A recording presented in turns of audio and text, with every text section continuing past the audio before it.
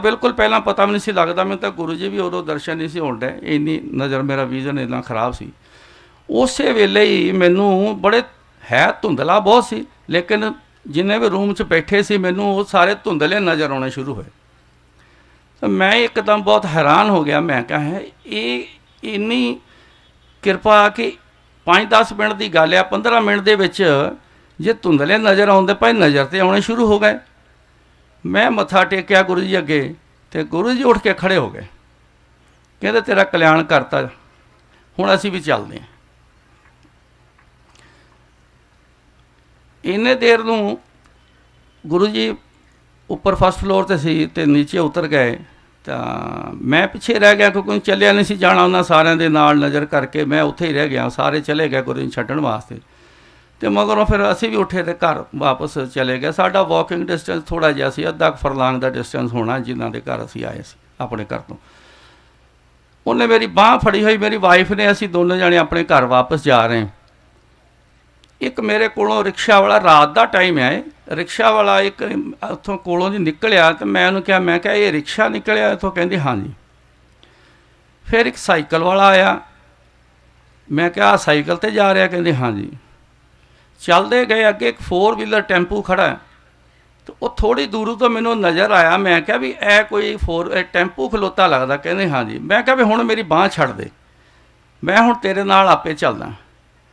असीं गल्लां करदे करदे हौली हौली ते घर असीं पहुँच गए। जदों मैं अपने रूम च जाके बैठा, काफ़ी देर तो मैनू अपने रूम का अंदर कुछ भी समान जो सीगा वो मैनू नज़र नहीं सी आउंदा हुंदा। मैं जिद्दां ही जाके बैठा, सब तो पहला मेरी नज़र पई है पैलमेट के उपर, तो मैनू पैलमेट नज़र आया। मैं क्या मैनू तो पैलमेट नज़र आ रहा फस्ट क्लास सी, धुंधला लेकिन नज़र आउंदा सी। स्विच बोर्ड ते नज़र गई, मैं क्या वो तो स्विच बोर्ड भी नज़र आ रहा। उत्थों मैं सारी स्टोरी पुछी, मैं मैनू खास करके सूई दे बड़ा सीगा भी वो सूई दे नाल मेरे की कीता।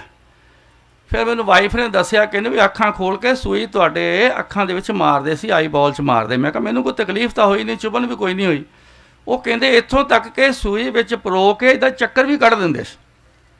मैं कहा चक्कर कढ़ दिंदे सी? जे किसी चीज़ विच परो के चक्कर कढ़ दो तो पीस कट्टिया जांदा, वो तो अलग हो सकदा है। कहते पता नहीं, पर सारे हैरान सी, सारे सुन बैठे हुए सी जो करते सी। फिर उन्हें मैनू दसिया कि उन्होंने अपन उंगलों च ब्लड कढ़ के तुहाड़ियां अखां च पाया। तो गुरु जी अक्सर कदी कदाई मैनू किते किते मैनू कह दिंदे हुंदे, कहंदे तेरा साडा ब्लड रिलेशन है। मैं कहा जी सतगुरू, बिल्कुल जी, ये कोई शक्कां वाली गल नहीं है। सो रात असीं सौ गए। पहला मैनू नींद नहीं सी आंदी हुंदी क्योंकि मेरे आई बॉल च दर्द बहुत रहिंदी सी, बहुत ज़्यादा। जदों नींद का जोर पैंदा सी तां जाके फिर मैनू नींद आंदी सी। उस दिन मैनू इन्नी जोर की नींद आई, मैं पूरियां गल्लां नहीं पुछ सकिया। मैं एक होर भी तुहानूं शनाखत दसणी सी, गुरु जी ने सानूं शनाखत अपनी दित्ती। जदों जाके बैठे तो मेरे वाइफ नूं कहंदे 2 दिन होए अपने पेकिਆਂ ਤੋਂ हो के आई हैं? कहंदे हाँ जी। कहंदे 5 सूट लैके आई, 3 प्लेन आ, 2 प्रिंट है। उन्हें याद करके दसिया, कहंदे हाँ जी। कहंदे जदों तू घरों चल के मेरे को आई आ, एक छोटा जिहा पर्स तेरे हत्थ विच सीगा, वापस जाके पर्स रख के फिर तू मेरे को आई। वो इस तरह ही होया सी, उहदे हत्थ 'च पर्स सी। ते जदों असीं घरों बाहर निकले, कहंदी मैं पर्स की करना, मैं रखिया मैं इहनूं। मैं कहा रख दे। कहंदे घर जाके गिण लई 382 रुपये उहदे 'च। सब तो जाके घर पहला असीं वो पर्स के पैसे ही गिणे सी ते पूरे 382 रुपये से। ये उन्होंने अपनी एक शनाखत दिती सी। क्यों वो शनाखत की लोड़ तां पै गई सी कि क्योंकि मैनूं उन्होंने पता सीगा उन्हां दे नज़र तो अज भी कोई बंदा ओले नहीं है, तो पहला भी कोई ओले नहीं रहा। उन्होंने हर शख्सियत का, हर शख्स का, उन्होंने हर एक्टिविटी का उन्होंने पता हुंदा। इन्नी बरीकी दे विच वो अपनी जिहड़ी अंदरूनी जिहड़ी आ नज़र आ वो इन्नी ज़्यादा उन्होंने वड्डी सी, इन्नी फैलाओ सी उन्होंने नज़र का भी हर बंदे नूं देख लेंदे कोई कित्थे की करदा पिया। मैं सौ गया, मैं नींद बड़ी जोर दी आई। गल्लां करदे करदे मैं कहा बाकी गल्लां सवेरे करांगे, मैनूं तां बहुत जोर दी नींद आई। मैं सौ गया। सवेरे कोई करीबन 5:30-6 बजे के करीबन जाग खुली। जदों मैं जाग खुली उठिया तो अपने रूटीन वांगू उठ के मैं अपने बैड तो उठ के तो बाहर आउण लगा, तो मेरे साडे उत्थे एक टेबल पिया हुंदा सी, तो मैनूं उहदा बड़ा ध्यान रहिंदा सी क्योंकि वो अक्सर मेरे इत्थे लत्तां 'च बहुत वजदा हुंदा। मैनूं पता नहीं सी लगदा, मैं चलदा सी मेरे टेबल वज जाना। तो मेरा उधर ध्यान से, मैं कहा मेरे टेबल ना वजे। तो मैं देखा तो टेबल मैनूं नज़र आ गया फस्ट क्लास। मैं उठिया, मैं थोड़ी लाइट चलाई तो मेरा विजन इन्ना वधिया हो गया कि रात धुंधला सी, सवेर नूं धुंधला नहीं सी, मेरा विजन क्लीयर सी। मेरे अंदर जोर की मैं आवाज़ बोल के मैनू, मैं जिद्दां ना बेसुरत हो जाता बंदा, बेसुरत होकर बोलता, वो आवाज़ दे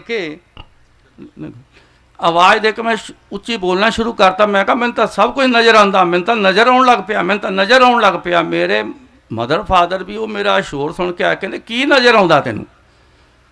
वो मैंने तो सब कुछ नज़र आता, मैंने तो नज़र आता पिया। वो कहते तेनू आउंदा की है नज़र? वो सोचण लग पे पता नहीं इनू की दिसदा पिया अंदरूनी इनू।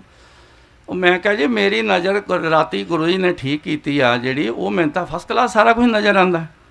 तो वो सारे वो सुन के कोई मैनू उंगलां गणावे, आ किन्नियां उंगलां, कोई मैनू आखे जी आ कौन आ। मैं क्या हद हो गई, तुसी ये ना पुछो, तुसी हुण मैनू कोई पढ़न वास्ते भी दे सकते, मैं इन्ना भी मैं हो सकता मैं मोटे अक्षर में पढ़ भी लवां। असी फटाफट जी तैयार हो के ते असी गुरु जी के कोल सिद्धे। उदों Jalandhar defence colony green park हुंदे सी उदों, जदों मेरी मुलाकात गुरु जी हुई। सिद्धे उत्थे पहुँच गए, 7:15 के आस पास दे असी उत्थे पहुँच गए। जिद्दां ही दरवाज़ा खोल के अंदर गए, 3-4 लोग बैठे सी अजे दरबार उत्थे जल्दी शुरू होंदा सी, 7:30 बजे शुरू हो जाता है जलंधर, पहला पहल की गल। 4-5 लोग बैठे होणगे ते मैं जिद्दां ही अंदर गया, हाँ बई अंकल और राती नींद आ गई तेनू? मैं क्या गुरु नींद तो बहुत आ गई। मैं गुरु नींद नूं छड्डो, मेरी तो नज़र वापस आ गई। तो कहते हो राती करन की आए सी? यही काम करना सी। मत्था टेकिया, बैठे। 1-2 दिन इदां जांदे रहे तो मैं पुछना कि मेरी लाली अखां दे विच हैगी है कि खत्म हो गई? तो मैं दस्सिया करदिआं, कहते लाली अजे हैगी। मैं एक दिन क्या गुरु जी मेरी अखां दी लाली नहीं खत्म हुई, ये हैगी अजे। वो कहते लिया गिलास पानी का गिलास लिया। गुरु जी ने माड़ा उस टाइम के उत्ते गुरु जी अमृत बना के देंदे सी। मैनू उन्होंने अमृत बना के दिता, मैनू कहते लै पी ला, अज तो बाद लाली भी खत्म। यकीन करके जाने उदण वो अमृत पी के असीं तो घर आ गए, तो वो लाली भी जी अखां रेडने सी सारी वो खत्म हो गई। सो ये मेरी एंट्री सी गुरु जी कोल, ते गुरु जी की एक एड्डी वड्डी करनी। डॉक्टर लोग सारे बहुत हैरान होंदे हुंदे, कहंदे भी ना कोई ऑपरेशन हो नहीं सकता सी, अंदरूनी कोई स्वैलिंग है कित्थों बन के आउंदी इहदा कोई अंदाज़ा। बहुत all India medical, Sitapur, Amritsar, ये सारे मैंगलोर, सब थां असीं जा आए होए, ये पता नहीं सी चलदा भी कित्थों। उन्होंने एक छोटा जिहा कपरे मैनू कहंदे चावल जड़े ना ये ना तू चाहे थोड़े भी नहीं खाने, 7 बजे जी। सो ये उन्हां दी किरपा है। जय गुरु जी, जय गुरु। अब मैं ब्रिगेडियर सैनी से प्रार्थना करूंगा कि वो अपना सत्संग गुरु जी का बारे में संगत के सामने रखें। ब्रिगेडियर सैनी।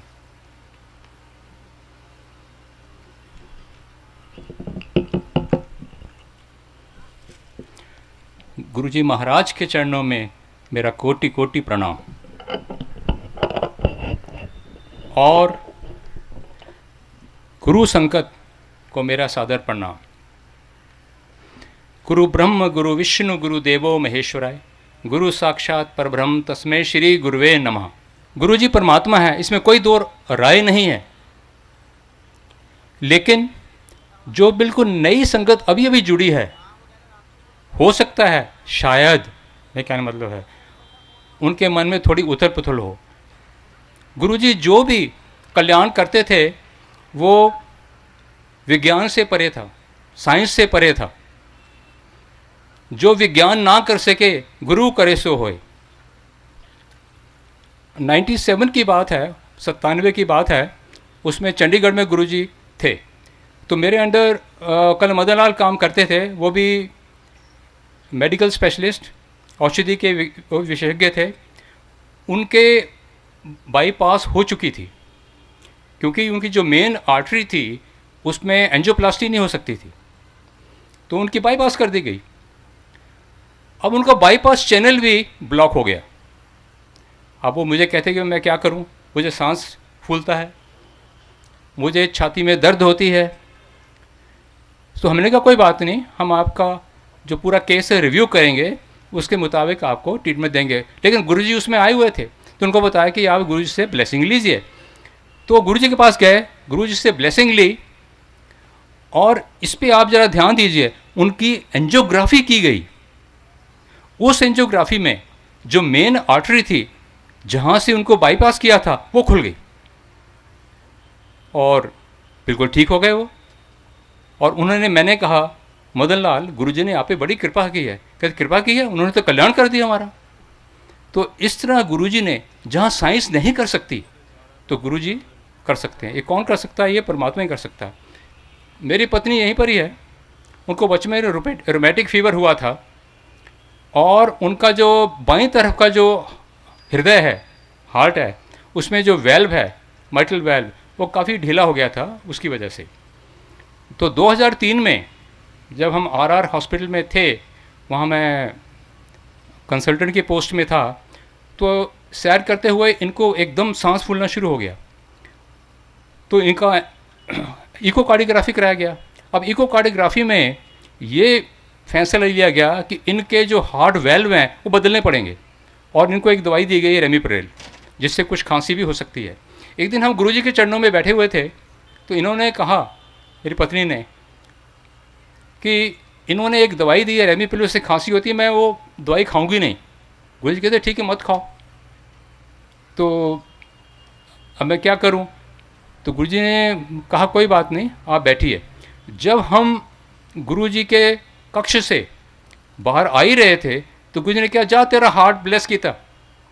एनू एक महीने तो बाद ऑल इंडिया इंस्टीट्यूट, डॉक्टर तलवार, head of the cardiology department, उनसे आप इसका मुआयना कर लेना। अब उनका हार्ट ऐसे था कि एक मेडिकल स्टूडेंट भी उसको देख सकता था। अब कार्डियोलॉजिस्ट ने, जो हेड ऑफ द डिपार्टमेंट ने, क्या करना है? तो मैं उनके पास गया और उनको ये सारी स्थिति मैंने उनको समझा दी। तो वो अपने चैम्बर में ले गए, बड़ा टाइम लगा दिया उन्होंने। फिर बाहर आए, कहते डॉक्टर साहब आप कह रहे हैं कि इनके हार्ट में ये प्रॉब्लम है, इनका वाल्व ऐसे है, पर इनका हार्ट तो बिल्कुल नॉर्मल है। अब ये बताइए, गुरुजी ने सिर्फ ब्लेसिंग कर की और जो हार्ट वेल्व चेंज होना था वो नहीं चेंज। तो ये सब गुरुजी की मेहर है, कृपा है। मेरे ऊपर भी जब मैं चंडीगढ़ में था, मेरी ईसीजी चेंजेस हो गई। I am a non smoker, ये चेंजेस हो गई, तो गुरुजी ने कल्याण किया और बिल्कुल ठीक हो गई। ये आज से 13 साल की बात है, बिल्कुल normal, heart absolutely normal. I am not taking any medicine, मैं कोई दवाई नहीं खाता हूँ उसके लिए। इसी तरह मैं आपको बताता हूँ, गुरुजी ने इंस्टेंटेनियस क्योर किया, इंस्टेंटेनियस क्योर किया एकदम। एक कपल जो कि विदेश का है, जो अमेरिका में था, गुरुजी उसमें जलंधर में थे, तो उस कपल में जो लेडी थी वो स्वयं डॉक्टर थी वो, और उसको ऐसी प्रॉब्लम थी कि वो चलना फिरना उसके लिए बहुत मुश्किल हो गया था। तो किसी ने वहाँ पर, संगत ने बताया कि आप जलंधर जाओ, तो वहाँ पर गुरुजी आपको क्योर करेंगे, वो ठीक करेंगे। तो जलंधर आए, उसको, लेडी को कार में से निकालने के लिए 3-4 आदमी चाहिए थे। उसको निकाला गया, फिर वो क्रचेस पे पकड़ के उसको अंदर लाया गया। तो उनके जो हस्बैंड थे साथ में, उन्होंने कहा गुरुजी नमस्कार, शी इज़ माई वाइफ। गुरुजी कहते she is not your wife, she your girlfriend. तो वह मान गए। सो उनको गुरुजी ने कहा अच्छा इनको आप ट्रीटमेंट रूम में ले जाइए। तो उनको ट्रीटमेंट रूम में ले जाया गया। संगत वहाँ पर पूरी बैठी हुई है। गुरुजी गए ट्रीटमेंट रूम में, उसका गुरुजी ने अपने विधि से जो इलाज करना था वो किया वहाँ पे, और वापस आ गए। कहते अपनी वाइफ को बुलाओ जरा। सब देखकर टोटली हैरान हो गए कि वो स्वयं चल के किसी सपोर्ट के बिना वहाँ पहुँची।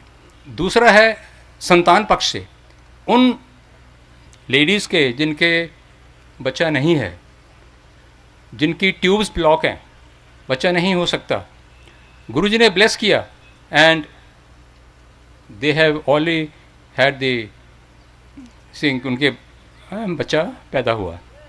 ये अब राम अवतार है जो माली है गुरुजी के मंदिर में, आप उससे पूछिए, 18 साल से उसके कोई बच्चा नहीं था, तो गुरुजी ने ब्लेस किया, अभी वो बच्ची 4 साल की हो चुकी है। तो ये है गुरुजी की महिमा। गुरुजी ने लोगों को जीवन दान दिया, किसी को 10 साल, किसी को 5 साल। गुरुजी ने मेरी माताजी को 5 साल दिए थे। उनकी हालत इतनी ख़राब हो गई थी कि सबने जवाब दे दिया था उनके बारे में, और कहा था कि ये बच नहीं सकते। पर गुरुजी ने ब्लेस किया। गुरुजी उसमें जलंधर में थे और कहा कि जा 5 साल वास्ते जीवन दान देता। तो शी लिव्ड फॉर 5 years मोर। तो ये जीवन दान कौन दे सकता है? ये तो सिर्फ एक परमात्मा ही दे सकते हैं। और गुरुजी ने संगत में काफ़ी जनों को शिव के दर्शन, 10 गुरुओं के दर्शन सब कराए हैं। एक दिन मैं और मेरी वाइफ, मेरी पत्नी गुरुजी के पास बैठे हुए थे, तो मेरी पत्नी ने कहा, गुरुजी आपने काफ़ी लोगों को शिव के दर्शन करा दिए, 10 गुरुओं के करा दिए, हमको भी शिव के दर्शन कराओ। गुरुजी कहते, कमलिए तेरा शिव तेरे सामने बैठा हैगा, तां भी तू कहती शिव के दर्शन करने हैं। जय गुरुदेव। गुप्ता अंकल।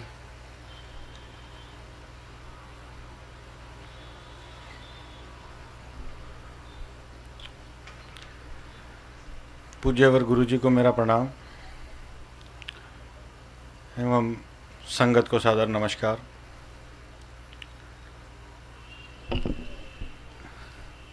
बड़े परम सौभाग्य की बात है कि आज हम सब लोग यहाँ गुरु जी के चरणों में एकत्रित हुए और गुरु जी की संगत करने का, गुरु जी के चरणों में बैठ के आपको सत्संग, अपने अनुभव बताने का मौका मिला। मैं शुरुआत करूँगा 2005 जुलाई के फंक्शन से।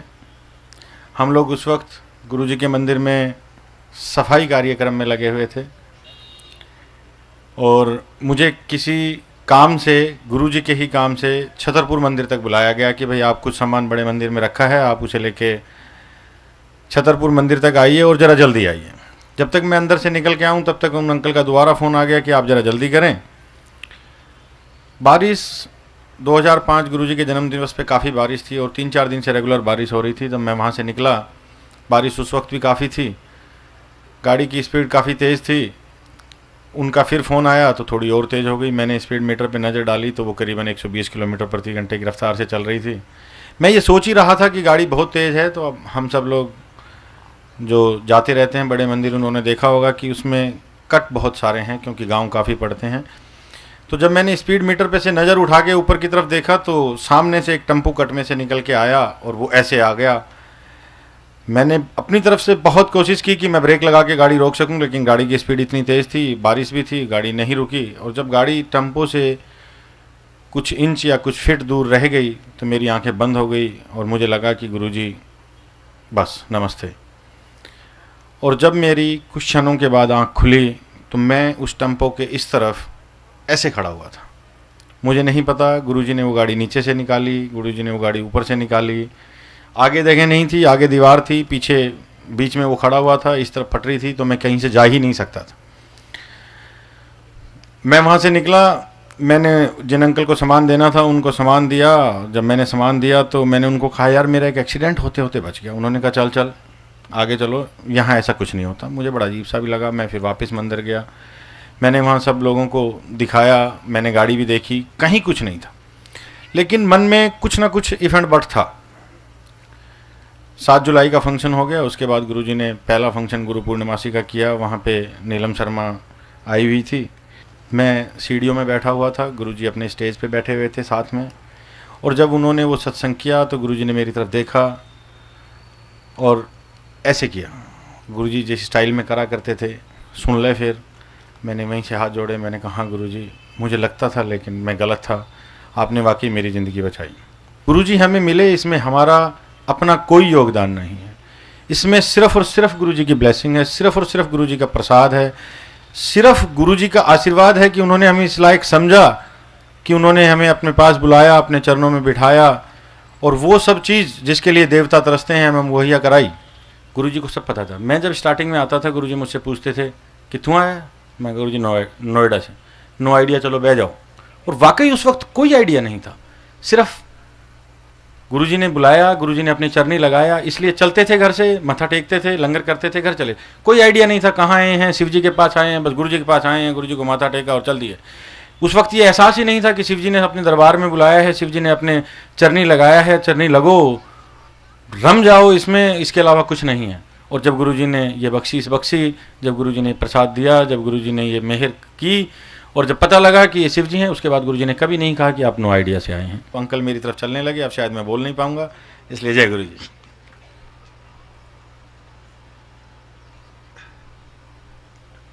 जय गुरुजी।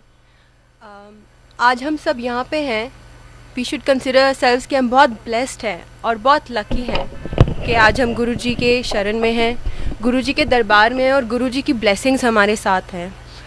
आज मैं आपके आगे जो खड़ी हूँ और आपको सत्संग सुनाने वाली हूँ, ये गुरुजी की ही कृपा है और गुरुजी की मेहर है कि उन्होंने खुद ही अपने मुंह से बोल के कहा था कि मैंने तेरे को एक नया जीवन दिया है और एक नई लाइफ दिया है। Thank you Guruji. इंटर्नशिप के लिए मैं पहली बार नॉर्थ इंडिया आई थी, तो मैंने हमेशा ही सुना था कि नॉर्थ इंडियन समर बहुत ख़राब होती है और जो लू होती है बहुत गर्म होती है। एंड सिंस मैं अपनी इंटर्नशिप रोहतक से कर रही थी एंड मेरे हॉस्टल और हॉस्पिटल के बीच में कम से कम 1 किलोमीटर का डिस्टेंस था जो हमें पैदल चल के जाना था। एंड मैं बहुत डर रही थी क्योंकि अभी विंटर मैंने पहले देखी थी and I had suffer from bronchitis. तो मैं अपनी मम्मी को ऐसे कैजुअली बोला, वैसे हम अभी गुरुजी के पास आने ही लगे थे, तो मैंने मम्मी को कैजुअली बोला कि मम्मी अभी तो मार्च अप्रैल शुरू हो रही है, अभी से मुझे गर्मी लगती है, तो मैं मई में कैसे जाऊंगी कॉलेज और मैं तो पक्का बीमार पड़ जाऊंगी कि मैं, क्योंकि 2 बजे हमें वापस हॉस्टल आना होता था। एंड मम्मी कहते कोई बात नहीं बच्चे, गुरुजी हैं। तो मैंने कहा इसमें गुरुजी का क्या लेना देना, वाई वुड ही बॉदर कि मैं कैसे जा रही हूँ और कहाँ जा रही हूँ।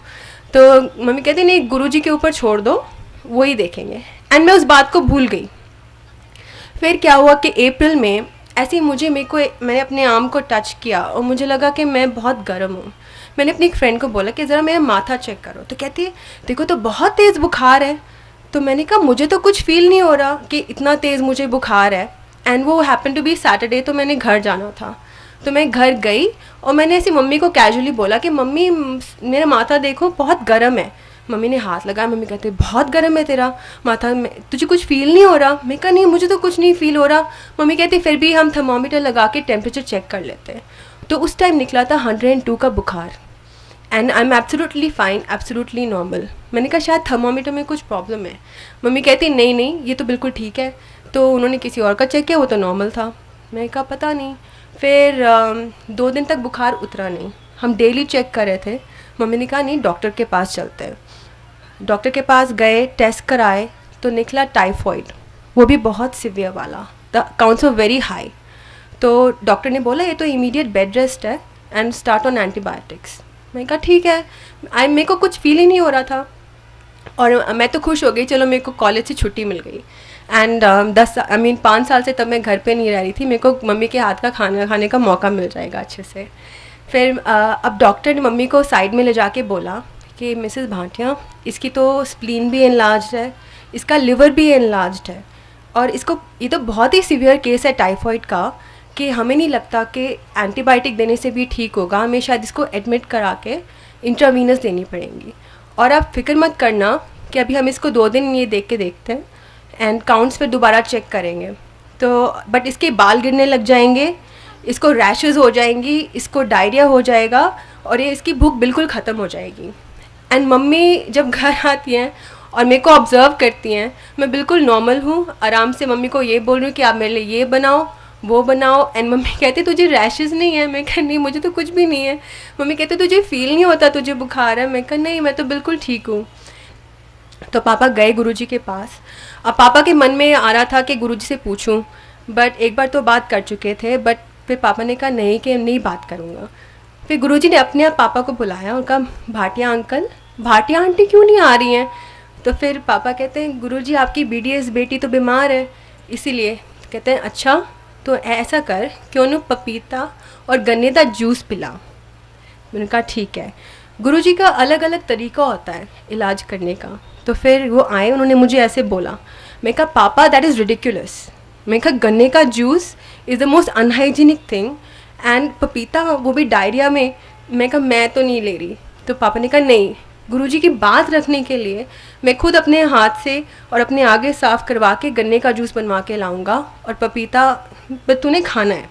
मैंने बहुत मना किया। मैं कहा नहीं टाइफॉइड में ये सब चीज़ें, तो this are the last things के कोई भी रेकमेंड करेगा। तो फिर पापा ने कहा नहीं। अब उन्होंने मुझे गन्ने का जूस पिलाया, पपीता खिलाया और मेरे को सीवियर डायरिया हो गया। मैं देखा पापा कि ऐसी चीज़ों से तो मैं और भी बीमार हो जाऊंगी। एंड नेक्स्ट डे इटसेल्फ मेरा बुखार उतर गया। फिर हमने टेस्ट कराया तो देखा counts were absolutely normal and doctor हैरान थे कि इंट्रावीनियस एंटीबायोटिक्स की नौबत आ गई थी, ये एकदम कैसे चेंज हो गया। एंड नेक्स्ट डे जब मैं गुरुजी के पास गई तो मैं कहा गुरुजी थैंक यू। तो कहते देखा मैंने करा दिए तेरे सारे डॉक्टर फेल। तो मैंने कहा हाँ जी गुरुजी आपने सारे डॉक्टर फेल करा दिए। एंड में मैं ये कहना चाहूँगी कि गुरुजी को जब मैं सोचती हूँ गुरुजी के बारे में तो मुझे वर्ड एसोसिएशन यही आते हैं कि God, blessings, love, mother, father, everything, universe, life. Guruji is my everything and I am sure Guruji is your everything too. Thank you.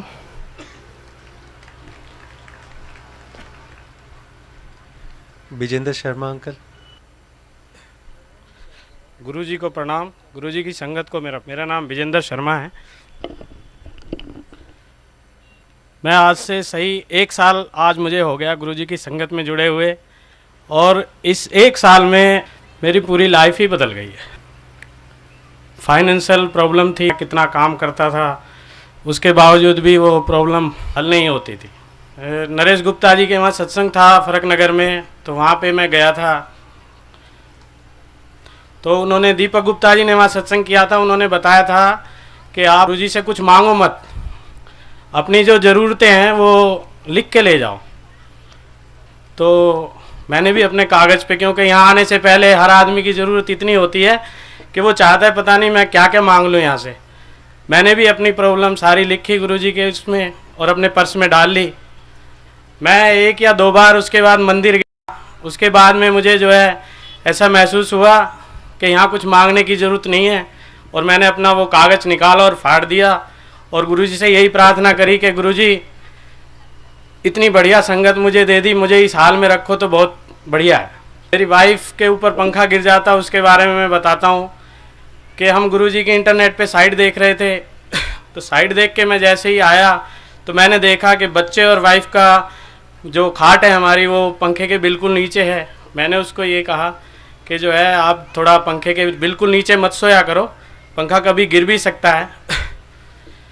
उसके बाद उसने पता नहीं क्या उसके मन में आया, उसने वो खाट को थोड़ा चेंज कर दिया, उसकी जो पोजीशन थी, और आप यकीन मानो कि रात को 1:45 बजे वो पंखा गिर गया। मेरी इतनी कंडीशन भी नहीं थी कि मैं उसका इलाज भी कराता, लेकिन गुरुजी ने मुझे बिल्कुल साफ बचा दिया, मेरी फैमिली को बिल्कुल बचा दिया।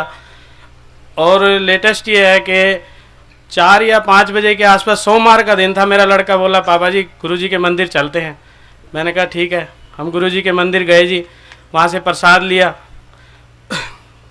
तो रात को 9:30 बजे मेरी बहन का फ़ोन आता है कि ऐसे ऐसे है, जीजा जी को डेंगू हो गया तुम्हारे, और डॉक्टर ने कह दिया है कि अगर आज इनको खून नहीं चढ़ा तो ये मर जाएंगे रात को ही। मैंने कहा कोई बात नहीं, मैं आ रहा हूँ। वो प्रसाद जो मैं लाया था वो मैं बच्चों में डिस्ट्रीब्यूट कर दिया, सबने प्रसाद खा लिया। वो थोड़ा सा प्रसाद किसी वजह से बच गया था। तो मैं 10 बजे की बस से बैठ के और राम मनोहर लोहिया चला गया, और वो प्रसाद भी साथ लेता गया, गुरुजी का फ़ोटो लेके, क्योंकि हमारे पास तो एक ही सुप्रीम पावर है, किसी भी समस्या के लिए गुरुजी के पास ही अरदास होती है जी। वहाँ गया जी, उन्होंने कहा जी ब्लड देना पड़ेगा। मैंने कहा जी कोई बात नहीं, आप ब्लड ले लीजिए। उन्होंने भेज दिया जी ब्लड बैंक में। वहाँ पे मेरा नंबर 2 बजे आया। 2 बजे जो ब्लड दे रहा था वो प्लेनेट्स इनकी 18,000 रह गई थी। तो जो ब्लड दे रहा था उसने कहा जी आप ऐसा है, ब्लड आप कल दे देना, आप प्लेनेट्स ले जाओ, जबकि देते नहीं हैं ऐसे।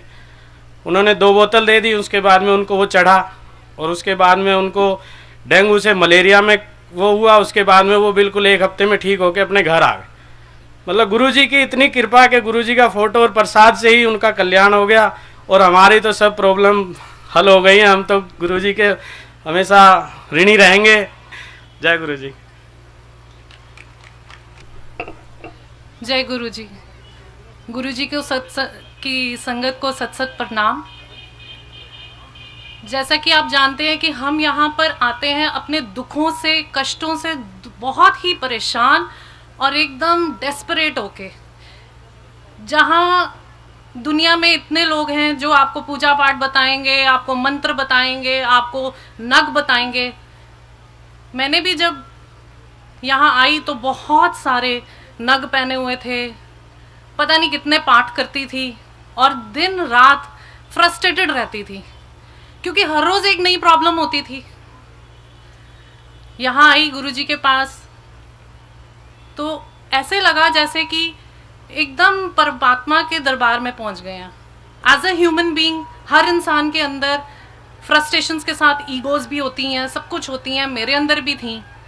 But with times to come मैंने ये देखा है कि गुरुजी ने वो चीज़ों को ऐसे पैसिफाई किया है और हर प्रॉब्लम को इतनी अच्छी तरह से उन्होंने संभाला है कि मुझे लगता है कि इससे ज़्यादा और कोई कुछ कर ही नहीं सकता।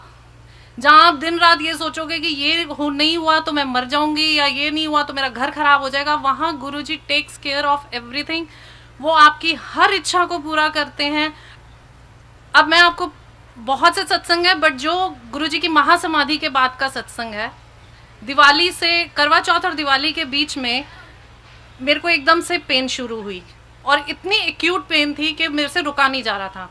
टेस्ट करवाया, सब कुछ देखा तो पता चला कि गाल ब्लैडर के अंदर स्टोन है और स्टोन ऐसी जगह पे है कि अगर वो किसी वक्त भी ब्लॉक कर दिया उसने तो एकदम से कोई भी प्रॉब्लम हो सकती है।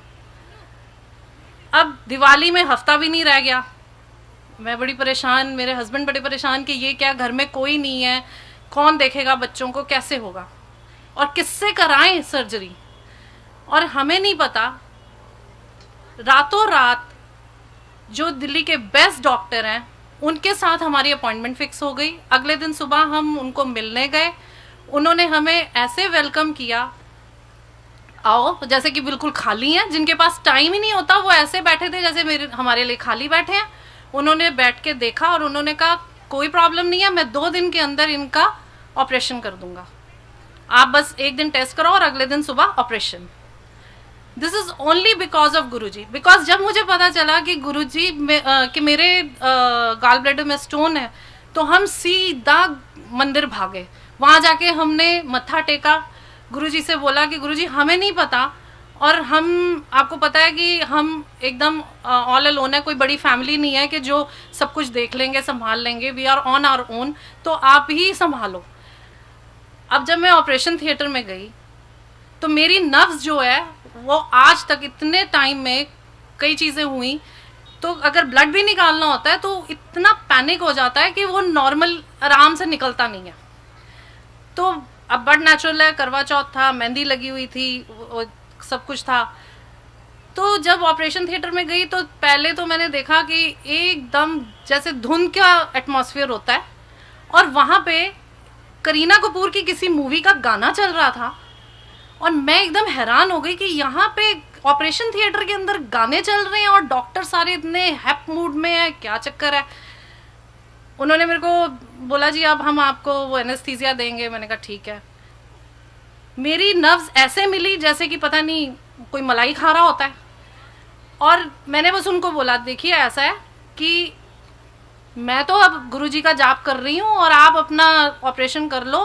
3-4 घंटे में मेरा ऑपरेशन हो गया। मैं बहुत ज़्यादा पैनिक थी क्योंकि मुझे एनेस्थीसिया से बहुत डर लगता था कि मैं पता नहीं रिवाइव करूँगी कि नहीं करूँगी, बट ऐसा कुछ नहीं हुआ और एकदम फर्स्ट क्लास तरीके से 2 दिन के अंदर मेरा इतना मेजर ऑपरेशन हुआ जिसमें मेरे को कोई परेशानी नहीं हुई, कोई स्टिचेस ज़्यादा नहीं हुए, कुछ नहीं हुआ। और सबसे बड़ी बात है कि ऑपरेशन के स्टिचेस खुलने थे 3-4 दिन बाद, तो छोटी दिवाली वाले दिन इतना रश होता है कि आप डॉक्टर तक पहुंच नहीं सकते और हमें रास्ता ऐसे खाली मिला। डॉक्टर से पूछा कि दिवाली का कैसे करेंगे, उन्होंने कहा छोटी दिवाली के दिन इनके स्टिचेस खुल जाएंगे और आपको कोई परेशानी लेने की ज़रूरत नहीं है और she'll be all fine without disease, you will enjoy your Diwali without disease. These were the words of the doctor. Doctor के नहीं थे, गुरुजी के थे कि तुम्हें मैं बीमारियों से निजात दिला रहा हूँ। और उन्होंने मेरे स्टिचेस खोल दिए, वो सब करके अगले दिन हमारी फैक्ट्री में हम लोग दिवाली पे सब वर्कर्स के लिए बहुत अच्छे तरीके से सब चीज़ें ऑर्गेनाइज करते हैं, गेम्स वगैरह करते हैं। एवरीवन वाज सो हैप्पी कि गुरुजी की ब्लेसिंग से इतना मेजर ऑपरेशन जिसके लिए 3-4 दिन के अंदर होना इज़ नेक्स्ट टू इम्पॉसिबल, और बच्चों को कैसे उन्होंने ही टुक केयर ऑफ एवरीथिंग, किसी तरह से भी कि पैसों की या किसी भी चीज़ की कोई परेशानी नहीं होनी थी। तो सबसे बड़ी बात यह है कि भगवान जब अपना इंसान का रूप लेके जब यहाँ आते हैं तो वो गुरुजी के रूप में हमें ब्लेस करने आए हैं, and we are tremendously very lucky कि हम यहाँ हैं। और जो भी मांगेंगे, आप कुछ भी मांगो आपको मिलेगा। जय गुरुजी।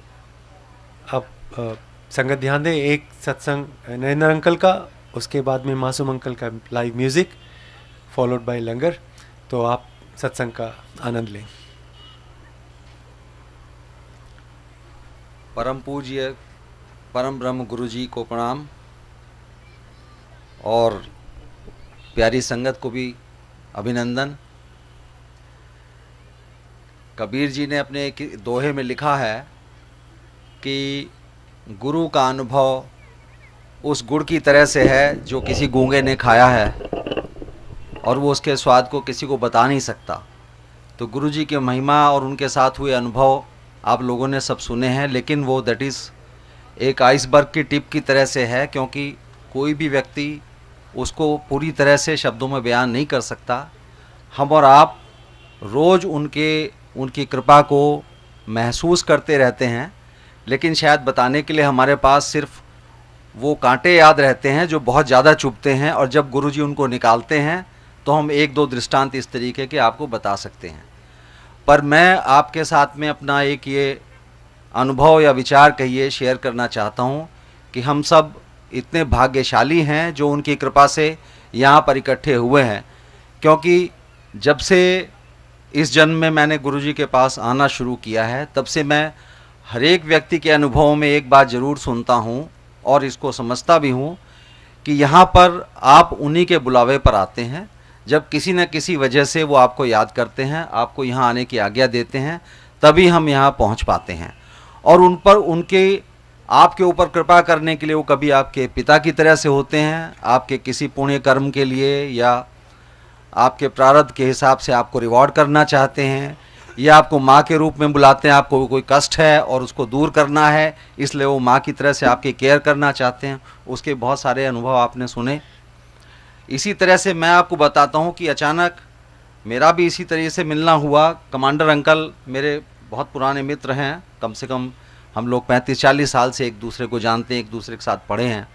इन्होंने शुरू में सन 2001 में मेरे से जिक्र किया था कि ऐसे गुरुजी हैं, और थोड़ा सा इंटरेस्टिंग बनाने के लिए इन्होंने बोला। उस समय गुरुजी का छोटा आश्रम एम्पायर स्टेट में था और वो हलवे का प्रसाद अपने हाथ से दिया करते थे। तो इन्होंने मुझे यही लालच दिया कि वो बहुत प्रसाद देते हैं। तो मेरा इंटरेस्ट बना, मैंने कहा कम से कम मैं ऐसे गुरुजी को चल के देखूं जो हाथ से हलवे का प्रसाद देते हैं, बिकॉज ही सेड कि वो इतना प्रसाद देते हैं कि वो हाथ में नहीं आता है। तो मैं थोड़ा सा अचंभित था, मैंने कहा भाई इतना प्रसाद देते हैं जो हाथ में नहीं आता है और सबको खुद देते हैं, आई मस्ट सी। खैर उस बात को 1-2 महीने हो गए तो मैंने इनसे एक दिन याद दिलाया। मैंने कहा भाई राजकुमार, तुम एक गुरुजी की बात कर रहे थे और मुझे उनके दर्शन कराओ। तो इन्होंने कहा कि वो अभी आजकल है नहीं, जब आएंगे तो मैं आपको बताऊंगा। उसके बाद फिर 1-2 महीने बीत गए और ये मई के शुरुआती हफ्ते की बात है। एक दिन अचानक विचार आया कि आज तो ज़रूर ही गुरुजी के दर्शन करने हैं, और हमने इनको, ये उस समय गुड़गांव में थे, तो कॉल किया। तो इसने कहा, और उस दिन काफ़ी आंधी तूफान और बारिश हो रही थी, तो मौसम के हिसाब से इसने कहा भाई आज तो बहुत ज़्यादा ख़राब मौसम है, किसी और दिन चलेंगे। पर कुछ ऐसा विचार आ रहा था, मैंने कहा नहीं भाई आज ही चलेंगे। तो फिर इसके बाद खैर इन्होंने कहा चलो ठीक है, आप एम्पायर स्टेट के सामने मिलना। और मैं उस इलाके में कभी भी नहीं गया था, बट देन मैं और मेरी पत्नी दोनों गए एम्पायर स्टेट के गेट पर। हम लोग खड़े हो गए, ये भी आ गए, और उस दिन मैं गुरुजी के दर्शन किए। तो जैसा कि आप सबका अनुभव है, दर्शन करते ही आपको सबसे पहले ये लगता है कि आपकी सारी चिंताएं दूर हो गई हैं, जैसे कि आप साक्षात भगवान के पास पहुंच गए। और इसमें कोई शक भी नहीं है, क्योंकि गुरुजी साक्षात भगवान हैं। उसके बाद में मैंने आना शुरू किया, और ऐसा नहीं था, हम सब इंसान हैं, हमारी सबकी रोज़ की समस्याएं होती हैं और कई लोगों की बहुत ज़्यादा समस्याएं भी होती हैं। उस समय मेरी भी कुछ ऐसी मानसिक दशा चल रही थी, काफ़ी ज़्यादा समस्या थी, पर मैंने कभी गुरुजी को उस समस्या के बारे में बोला नहीं। लेकिन उसके बाद आप मेरा विश्वास मानिए, सिर्फ एक ही चीज़ आती थी मेरे दिमाग में कि ये परेशानी मेरे दिमाग को परेशान ना करे।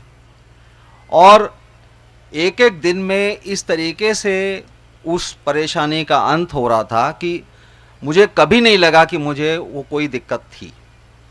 उसके बाद में आते आते मेरा ख्याल 1 या 2 महीने बाद में सडनली एक मुझे माइनर सा स्ट्रोक हुआ, जिसकी वजह से एक बेल्स पैल्सी बीमारी होती है, and my mouth was distorted slightly.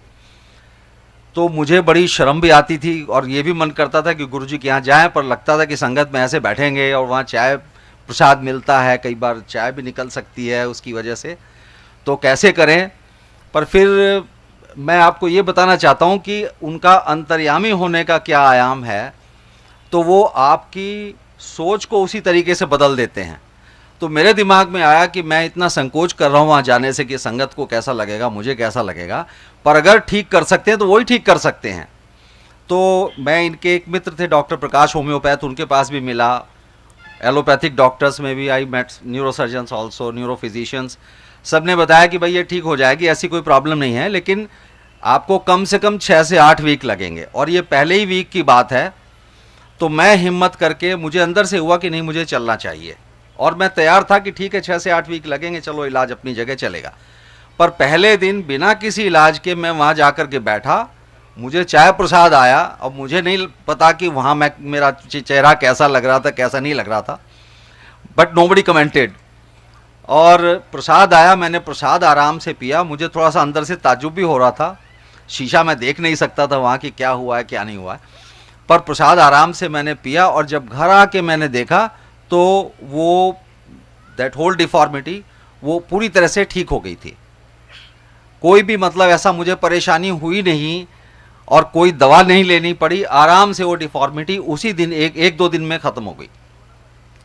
इसी तरह से एक बार ऐसा वाक़या हुआ कि मेरा ट्रांसफ़र हो गया गुजरात। मैं गुरुजी को सूचना के तौर पे बताने गया, गुरुजी मेरा ट्रांसफ़र गुजरात हो गया, और मैं बहुत परेशान था क्योंकि उस समय दिल्ली से मेरा कम से कम 8-10 साल से मैं बाहर नहीं गया था। तो आई थोड़ा हेजिटेंट थे कि पता नहीं गुजरात में किस तरह का, गुजराती लोग बोलते हैं, किस तरह का एटमॉस्फेयर होगा, क्या होगा।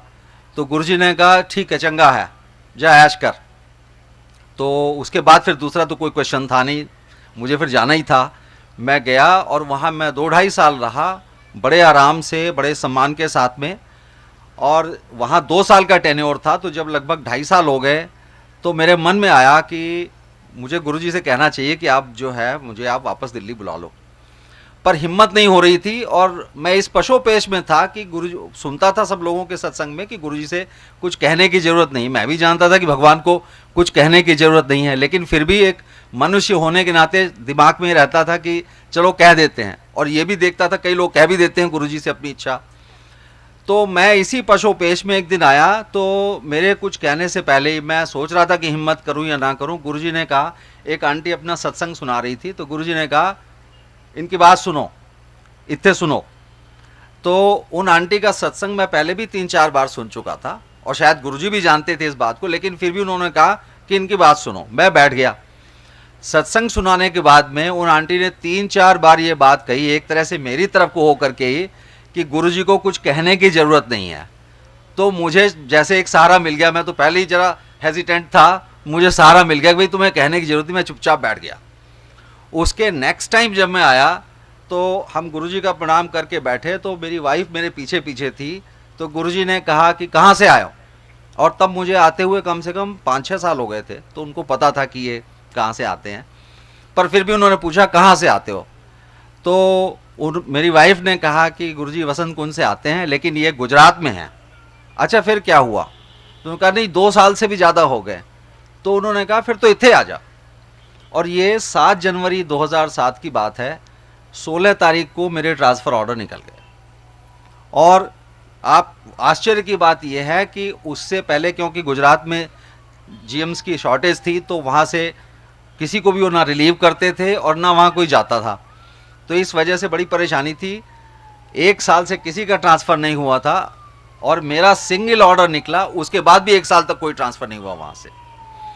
तो ये उनकी महिमा है, हर चीज़ को अंतर्यामी की तरह जानते हैं। एक छोटा सा वाक़या मैं आपको 3-4 दिन पहले का बताता हूँ कि आपकी परेशानी का हल कैसे वो करते हैं।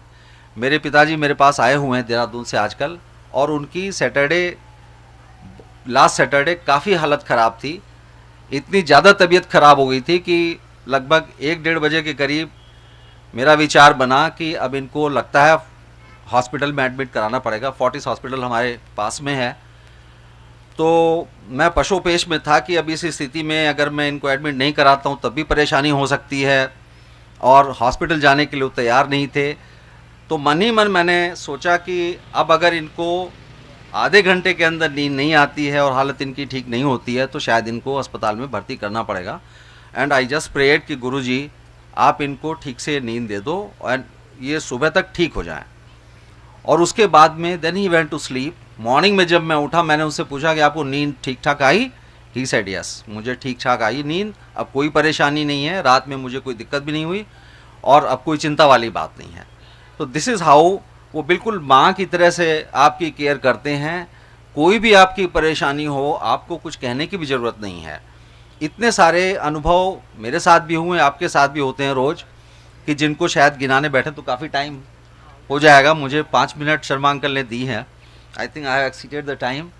सो मैं आप लोगों से सिर्फ आपको यही विश्वास दिलाना चाहता हूँ कि हम सब अपने अपने प्रारब्ध और अच्छे गुणों, अच्छे कर्मों की वजह से यहाँ इकट्ठे हुए हैं, एक दूसरे के साथ जुड़े हैं। और जैसे कि गुप्ता अंकल ने कहा कि गुरुजी ने हमें एक माला की तरह से पिरोया हुआ है, तो इस माला की सार्थकता तभी है जब हम गुरु को याद करते रहें, उस परम ब्रह्म परमेश्वर को याद करते रहें जो हमारे बीच में है और हमारी सारे परेशानियों में हमारे माँ बाप से भी आगे बढ़ कर के खड़े होते हैं। धन्यवाद। जय गुरु जी की। प्यारी संगत, कंक्लूडिंग रिमार्क्स और सत्संग डॉक्टर अग्रवाल से।